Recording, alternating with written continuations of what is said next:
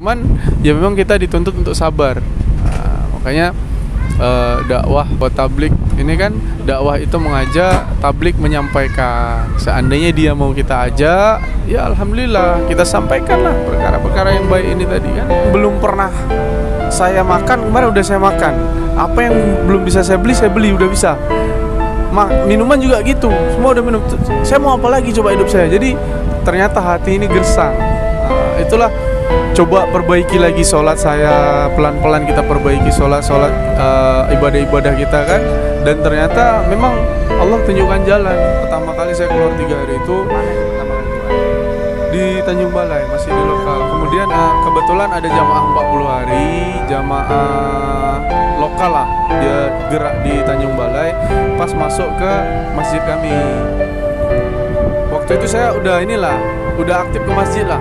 Udah aktif ke masjid, karena saya rasa itu setelah saya aktif ke masjid, saya aktif ibadah, alhamdulillah saya dapat ketenangan. Kesan pertama kali saya keluar 3 hari itu, saya punya masalah selesai.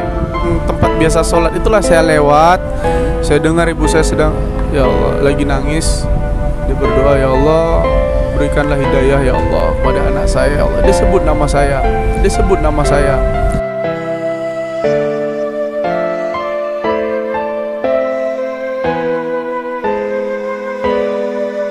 Bertiup angin dari utara, berembus angin dari selatan, sambutlah salam dari saya walaupun belum berjabat tangan. Assalamualaikum warahmatullahi wabarakatuh. Sekarang saya sedang berada di Kalimantan Barat, Indonesia, tepatnya di Pontianak dan di Bambu Runcing. Jangan lupa di subscribe, like, komen, dan di share. Thank you.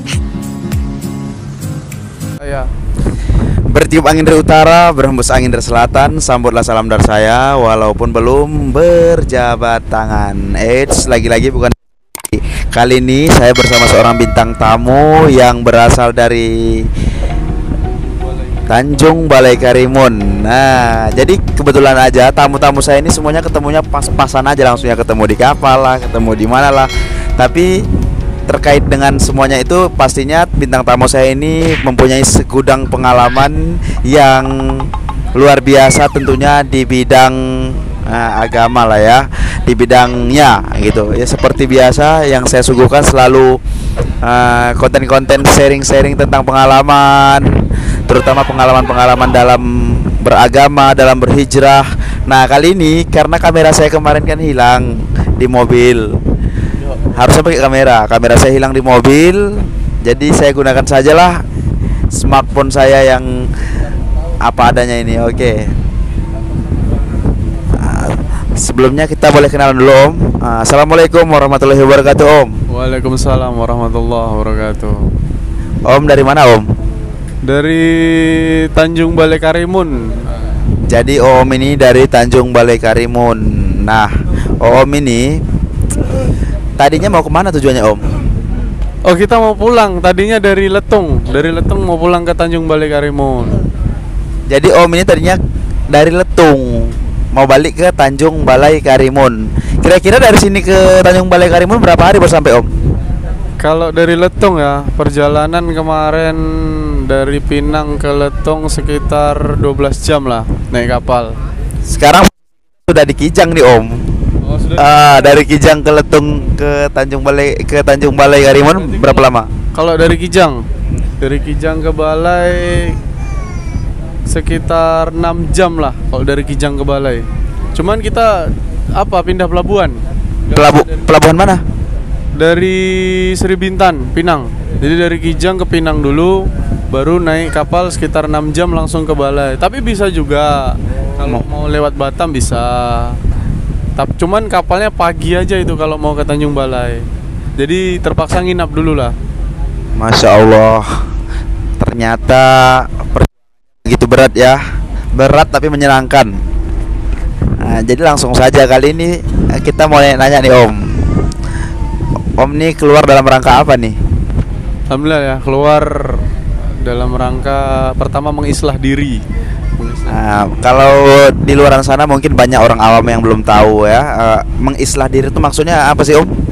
Mengislah diri itu kita keluar untuk memperbaiki diri sendiri dengan menggunakan harta diri dan masa kita. Kita korban lah Kita luangkan masa kita untuk mengislah diri dan mendakwahkan agama Islam. Berarti itu yang sering dikenal di masyarakat luas seperti jamaah tablik, begitu ya Om? Iya benar, jamaah tablik. Sudah berapa lama Om mengikuti usaha dakwah ini Om? Kalau saya sendiri masih baru ya. Saya baru sekitar 2 tahunan lah. 2 tahunan. Berarti kira-kira tahun 2020 ya Om ya? Iya. Ya, sekitar tahun 2020 lah saya mulai memperbaiki diri saya kan. Ya, kalau tidak dimulai dari kemarin itu nggak tahu masih dikasih kesempatan apa tidak kita kan. Boleh nggak Om diceritain kenapa Om mau hijrah? Kenapa Om mau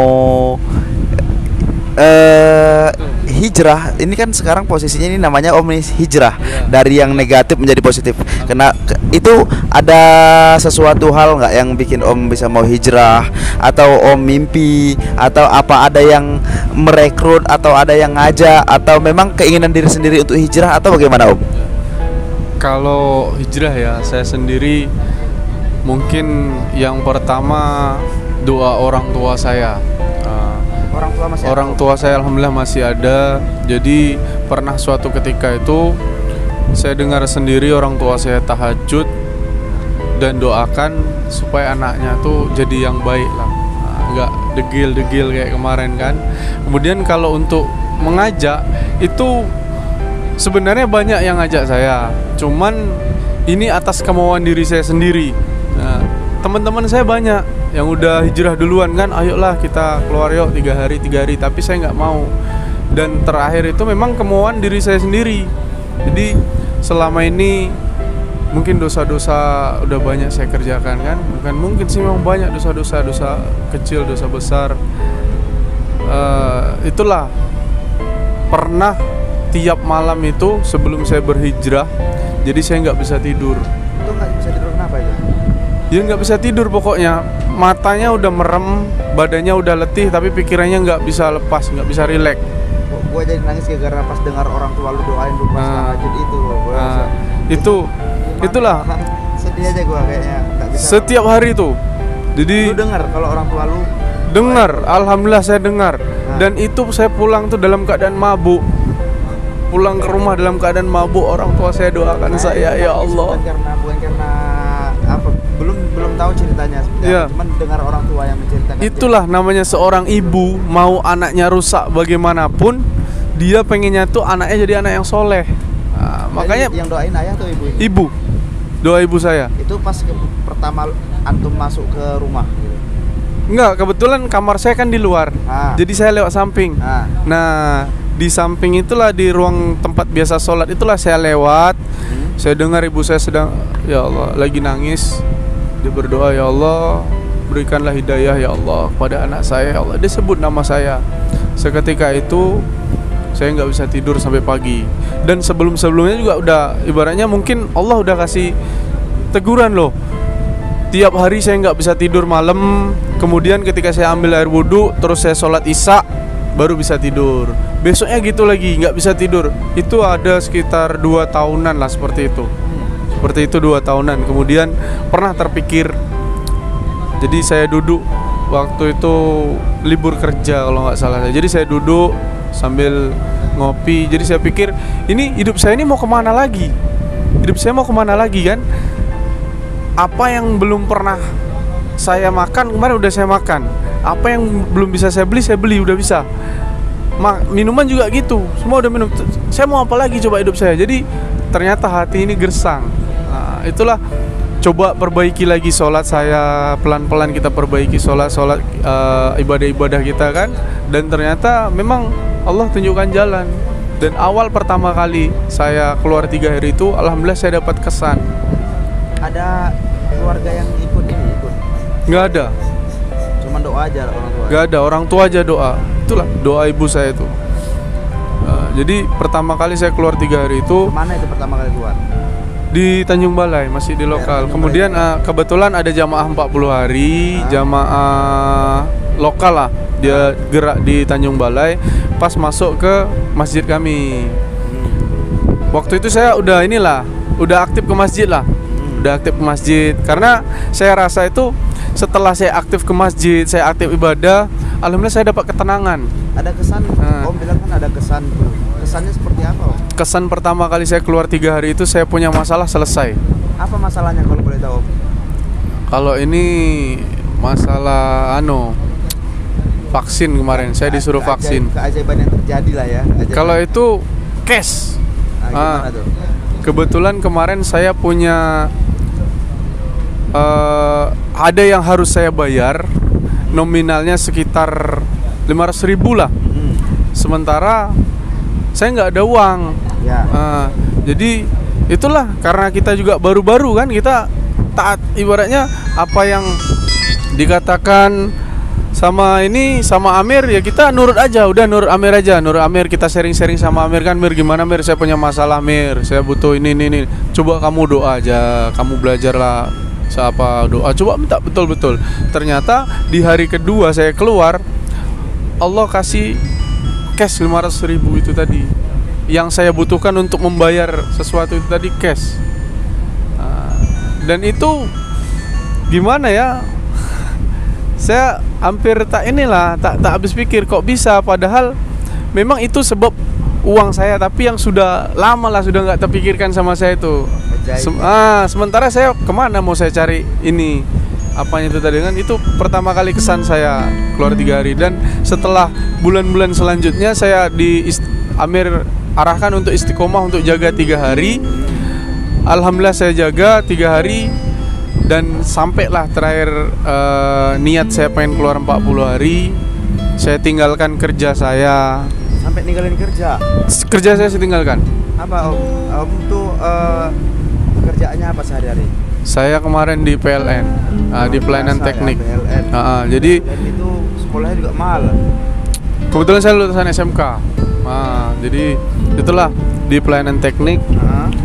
Saya mau keluar 40 hari, niat itu sekitar 4 bulan sebelum saya keluar tuh saya bicarakan sama orang rumah kan, sama istri saya mau keluar lah 40 hari lah. Karena saya lihat ada kenyamanan, ada kebahagiaan. Dan alhamdulillah keluarga kami harmonis-harmonis saja. Kalau kemarin sebelum saya ibaratnya dekat sama agama ini tadi, sering berantem, sering berantem masalah sepele jadi besar. Ya, karena kita kurang paham kan. Tapi ketika saya paham agama, alhamdulillah di rumah juga saya hidupkan agama. Istri saya ajak. Alhamdulillah adalah masalah, tapi tidak separah-parah kemarin. Jadi itulah. Jadi sekarang Om nggak kerja lagi dong? Saya nggak kerja, cuman saya heran, saya masih digaji gitu. Istri saya masih terima gaji. Jadi ajaib ya. Sebelum saya berangkat itu saya resign. Karena kalau nggak resign ya nggak bisa. Karena 40 hari kan, ya udah saya resign. Saya niat saya resign. Saya bilang sama orang rumah, sama istri saya, udah nggak apa-apa. Nanti mudah-mudahan setelah pulang nanti ya kita inilah rintis baru lah, entah nanti berjualan atau apa kan. Nah, sebulan yang lalu saya resign, berjalanlah saya udah nggak kerja nih. Setelah habis lebaran kemarin kan saya resign kan. Satu minggu mau berangkat. Jadi istri saya risau, kayak mana lagi nih nanti kamu nggak ada penghasilan gini. Udahlah jangan risau lah, kita coba belajar menyelesaikan masalah itu dalam sholat. Karena memang selama ini yang kita pelajari itu 6 sifat itu kan, kalimah thayyibah, belajar untuk mengeluarkan keyakinan terhadap makhluk dari dalam hati, memasukkan keyakinan hanya kepada Allah ke dalam hati. Yang kedua kita untuk belajar sholat itu bagaimana sholat kita bisa khusyuk. Sholat khusyuk. Kemudian karena nanti saya cari Bapak ya. sholatnya para sahabat ini, Mas, sholatnya para sahabat ini kan memang sudah khusyuk, makanya doa-doanya juga diijabah. Itulah yang kita belajar itu tadi, sholat khusyuk wal khudu. Yang ketiga sifat yang ketiga itu ilmu mazikir. Dan yang sifat yang kedua ini saya coba praktekkan lah di rumah sama istri saya sholat benar-benar minta sama Allah, berdoa. Waktu itu saya nangis Istri saya juga nangis. Ya Allah, angkatlah kerisauan hati kami ini ya Allah. Tunjukkanlah jalan ya Allah. Saya juga sebelum itu saya tuh nggak pernah bisa keluar air mata, cuman setelah itu bisa nangis lagi. Setiap ada cerita-cerita kisah-kisah itu saya nangis. Tadi kenapa saya nangis di awal itu karena saya yatim piatu. Ya Jadi saya Allah. iri kalau antum punya ibu, punya ayah, sedangkan saya tidak punya ayah dan punya ibu. Yang antum masih beruntung ada orang tua yang mendoakan, yang masih hidup. Di situ saya menangis, saya bukan karena apa-apa, bukan cengeng ya, bukan kenapa. Tapi karena saya yatim piatu, nggak ada ayah, nggak ada ibu. Jadi ketika pas dengar orang tua antum mendoakan itu, di situ saya langsung itu karena orang tua yang mendoakan. Jadi saya merasa iri, ya Allah, bisakah kau hidupkan ayah dan ibu lagi? Tidak mungkin itu terjadi kan. Tapi sekarang kan giliran sampean ini yang mendoakan ya kan. Doakanlah, doakan khusus untuk ayah dan ibu tadi. Karena dimanapun orang tua gimana pun keadaan orang tua, tetap pengennya jadi anak kita nih anak yang soleh, supaya mereka bisa didoakan. Ketika mereka sudah meninggal, ya kita lah yang doakan, ya Allah. Paling tidak, paling mudah lah, Allahumma firli wali walidayya warhamna warahma kama rabbayani shaghira. Lalu kesan-kesan apa lagi selama ikut berdakwah? Jadi itulah yang saya rasakan itu. Jadi saya berhenti kerja. Setelah saya sholat itu tadi, sekelang berapa hari teman saya ngajak kerja, tapi cuman pakai modal. Nah, kita ada project nih. Ini projectnya nanti setiap bulan terima gaji. Oh gitu. Kebetulan teman ini teman dekat saya kan, memang udah kayak abang adik lah. Jadi dia cerita panjang lebar kayak gini jalannya gini. Udah saya sharing lah sama istri saya kan, gimana si itu ngajak join ada usaha ini. Dia udah nggak apa-apa. Saya kasih lah modal saya sama dia kan. Saya keluar 40 hari. Nah, kemarin di tanggal 7 teman saya nelpon ngasih tahu, kan saya bilang tuh kami kan nggak bawa handphone, nggak boleh bawa handphone. Cuman saya kabari pakai handphone Amir. Nanti kalau ada apa-apa telepon ke nomor ini aja, saya bilang gitu. Kemarin tanggal 7 dia kabar bahwasanya itu uangnya udah saya transfer sekian, ya Allah. Boleh itu tahu apa tuh? Pernah nggak dapat tantangan atau dapat cibiran dari cemoohan dari teman atau tetangga atau apa? Cibiran dengan antum mengikut? Pernah lah ya. Pertama itu dari teman-teman dekat saya, teman-teman yang awalnya kita duduk majelis lalai lah. Iya. Pokoknya waktu jahiliyah lah kemarin itu. Jadi awalnya teman saya itu satu ngindar. Terus kan tahu tuh background kita gimana kan, udah teman lama juga. Jadi kalau kita aja ayo sholat yuk, alah udah kayak kiai aja, udah kayak ustaz aja katanya. Tapi udah lah nggak apa-apa, sabar aja, yang penting kita aja itu yang pertama. Dan ada juga kemarin waktu kami gerak di Letung, adalah orang ini yang kayaknya sentimen. Cuman ya memang kita dituntut untuk sabar. Makanya dakwah wa tablik ini kan, dakwah itu mengajak, tablik menyampaikan. Seandainya dia mau kita ajak, ya alhamdulillah kita sampaikanlah perkara-perkara yang baik ini tadi kan. Karena yang disampaikan perkara imannya. Iya, itu tadi kita sampaikan. Banyak lah. Selain tadi itu ada keajaiban apa lagi yang pernah Om rasakan selama mengikuti usaha dakwah ini? Kalau saya kayaknya sih belum banyak sih, karena juga masih baru kan. Tapi yang receh-receh nih banyak. Yang receh-receh ibaratnya. Receh-receh dulu baru yang gede-gede ya. Yang receh-receh itulah kita ditunjukkan bahwasanya kebesaran Allah itu maha benar loh. Ini loh. Ada kemarin kayaknya sambil gurau-gurau aja, sambil bercanda gitu, kita lagi taklim. Ada santri 2 orang itu dibilang, "Bang, kalau ada gorengan enak nih, kebetulan hujan-hujan kan?" Hujan-hujan. Jadi, "Ya udahlah kalian doa," saya bilang kan. "Iya, Abang aja lah doa." Ya kita doalah sambil bergurau, "Ya Allah, gorengan ya Allah." Habis maghrib datang gorengan. 2 tukang gorengan nganter. Jadi Om, selama 2 tahun terakhir ini udah kemana aja? Kalau saya kemarin masih istiqomah di dalam Tanjung Balai aja, belum keluar-keluar. Ini tapi posisi tadi sekarang ini dari Kalimantan. Kami di Letung. Oh, belum Kalimantan ya? Belum. Kemarin rencana mau ke Kalimantan. Cuman kerjasama Kepri dan Kalbar ditutup sementara. Ditutup sementara. Jadi kami digerakkan untuk di area Kepri. Itulah salah satunya Letung itu. Letung kan masih masuk provinsi Kepri. Alhamdulillah lah banyak. Yang pertama saya rasakan itu kita kesabaran saya yang dulu mungkin cepat emosi atau ya gampang marah lah. Semenjak kita kenal agama, banyak fadilah-fadilah yang sudah kita dengar, kita baca taklim itu bisa ibaratnya Allah kasih redam lah. Jadi kan emosi kita ini tadi. Banyak orang di luar sana yang belum tahu. Dan bukan banyak tapi sangat banyak. Bahkan mayoritas nggak ngerti. Kalau ngelihat jamaah seperti Om ini katanya jamaah kompor lah, jamaah kupa lah, jamaah jalan kaki lah, apalah, tablik lah.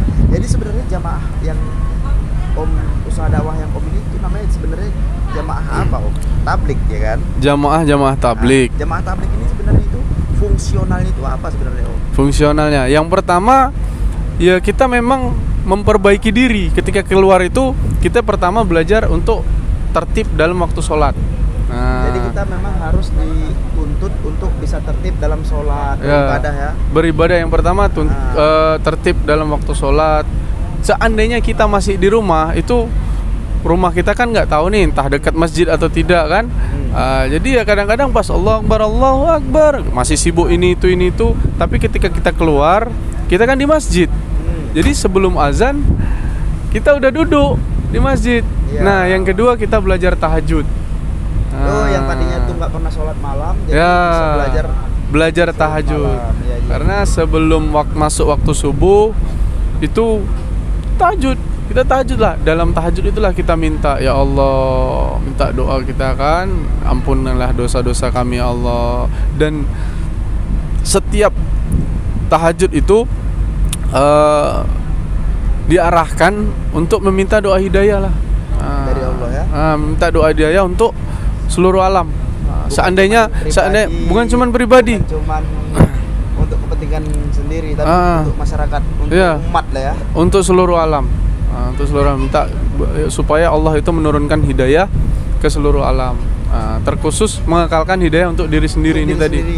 Supaya kita pun istiqomah dalam kerja dakwah. Karena banyak orang yang sekarang ini susah untuk istiqomah ya Om ya. Susah. Namanya Om, istiqomah itu berat. Apa resep istiqomah kalau versi Om? Kan ada tuh pepatah mengatakan satu istiqomah lebih baik daripada 1000 karomah. Nah untuk istiqomah itu kan sangat susah. Kalau supaya kita biar bisa istiqomah itu resepnya dari Om gimana? Supaya kita ini bisa menjaga istiqomah dan tetap nggak lari dari jalur. Apa resepnya kalau dari Om? Kalau saya ya, ini Om ini kan udah termasuk alhamdulillah 2 tahun itu sangat istiqomah ya. Insyaallah. Tapi kan ke depannya nggak tahu. Tapi kalau selama 2 tahun terakhir ini apa resepnya dari Om? Kalau saya sendiri ya yang pertama amalan lah kita amalkan. Taklim kalau bisa kita jaga waktunya itu, kita paskan waktunya. Seandainya subuh ya kita buat subuh taklim. Terus zikir pagi petang tuh kita amalkan lah, zikir pagi petang. Kemudian yang setiap bulan 3 hari, nisab kita 3 hari itu kalau bisa jangan sampai lepas nisab kita itu tadi. Jadi itulah kenapa kita keluar 3 hari setiap bulan itu, itulah yang untuk menguatkan kita ini tadi. Kemudian jangan sampai tidak hadirlah di malam musyawarah, di malam markas, hadir. Karena ketika kita sama-sama berkumpul dalam musyawarah, kita tuh dapat semangat lagi gitu loh. Nanti kargozari dari teman-teman, itu kita dapat semangat lagi. Insya Allah lah. Yang penting hidupkan amal makomi. Jauhlah satu. Ada nggak Om pesan untuk orang-orang di luar sana yang mungkin mereka tuh nggak ngerti sebenarnya jemaah tabligh itu apa sih? Barangkali aja ada yang nonton nanti, jadi biar mereka tahu sebenarnya jamaah tabligh itu ringkasnya. Kalau pengen tahu tuh gimana caranya supaya kita merasakan nikmatnya iman itu? Apa dengan coba dulu keluar 3 hari, gimana? Coba ajak mereka di luar sana Om. Kalau saya sendiri cobalah ikut 3 hari, nanti terasa tuh.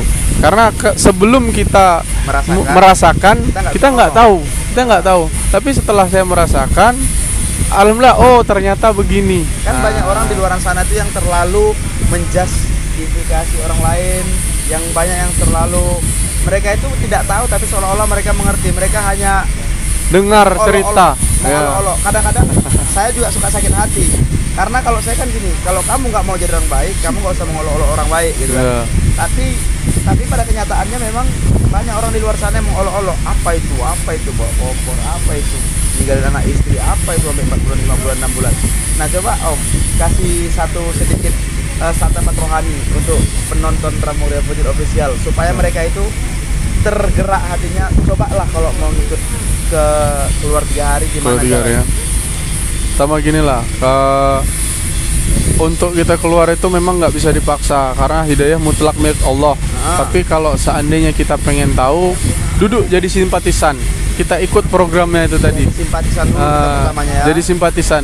Duduklah, kita lihatlah bahwasanya jamaah tabligh nih kalau pagi ngapain. Nah, terus kalau malam ngapain? Jadi dari situ kita bisa tahu kegiatannya. Dari situ kita tahu kegiatannya seperti apa. Tahu semuanya ya. Lama kelamaan tahu, dan ketika kita sudah jalankan, kita ikut programnya, memang banyak kebahagiaan yang awalnya hati ini banyak risau, banyak pikir dunia, banyak. Sekarang alhamdulillah ya kita dikasih sedikit, alhamdulillah cukup, bersyukur. Alhamdulillah. Dikasih banyak ya bersyukur, alhamdulillah. Jadi tidak terlalu terkesan sama dunia, karena memang kita belajar untuk mengeluarkan keyakinan kepada makhluk dan keyakinan hanya kepada Allah. Itulah tadi belajar itu tadi. Kalaupun apa, cobalah ikutlah programnya itu tadi. Ketika ada jamaah masuk ke masjid-masjid, coba duduk sama-sama di situ. Kalau pengen tahu pastinya dari pagi kan? Ikutlah.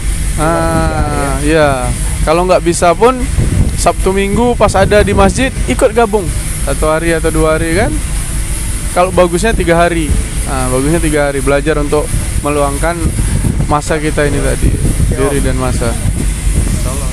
Oke, itulah tadi saudara, sahabat-sahabat saya dimanapun berada, bincang-bincang singkat kami. Nggak terasa waktu udah mau 30 menit, kurang 5 menit lagi, pas 30 menit. Terima kasih banyak kalian sudah mengikuti bincang-bincang kami, dan semoga ada manfaatnya dari sharing-sharing dari Om ini. Siapa tadi Om namanya Om? Ahmad. Semoga ada manfaatnya, dan buat kalian semua yang ingin tahu cerita-cerita kisah-kisah dari jamaah-jamaah lain, bolehlah subscribe, like, komen, dan share-nya di sini ya, supaya bisa melihat oh ternyata seperti ini. Karena kan ini biasanya kan di dalam masjid, karena orang-orang awam tuh nggak tahu seperti apa si jamaah itu. Jadi ada sharing-sharing pengalaman-pengalaman orang luar yang nggak tahu bisa tahu oh ternyata seperti ini gitu. Ternyata banyak menyimpan kebaikan gitu, ya kan? Terima kasih udah mengikuti cerita kami. Jangan lupa di subscribe. Billahi taufiq wal hidayah. Wassalamualaikum warahmatullahi wabarakatuh.